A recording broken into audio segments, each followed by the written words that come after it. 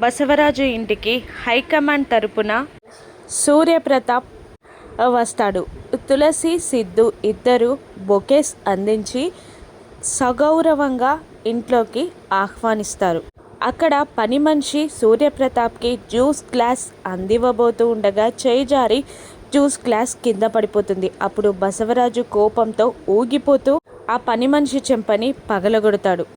పని మనిషి అక్కడే కుప్పకూలిపోతుంది. అప్పుడు విశాలాక్షి, బసవరాజు భార్య వచ్చి అయ్యో లే అంటూ పైకి లేపుతూ ఉంటుంది.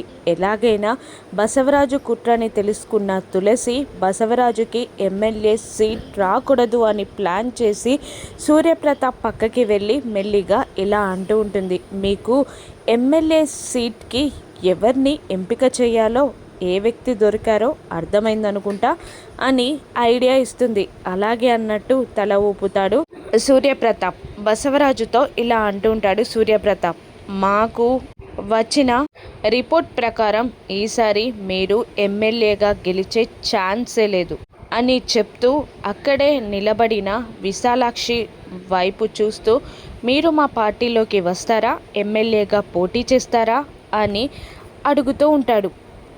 విశాలాక్షి కాస్త భయపడుతూనే ఒప్పుకుంటుంది. అప్పుడు వాళ్ళ పార్టీ కండువాన్ని విశాలాక్షి మెడలో వేసి మా పార్టీకి మీకు ఇదే ఆహ్వానం అంటూ ఎమ్మెల్యేగా నిలబడడానికి తనకి సీట్ ఇస్తాడు సూర్యప్రతాప్.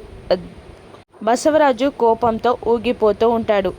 సూర్యప్రతాప్ వెళ్ళిపోగానే మెడలో కండువాతో బసవరాజు ముందుకు వెళ్ళి నిలబడి నా మెడలో ఇది ఎలా ఉందండి అని అడుగుతూ ఉండగా విశాలాక్షి చెంపని లాగిపెట్టి కొడతాడు బసవరాజు. దాంతో తులసి, సిద్ధు ఇద్దరు షాక్ అవుతారు.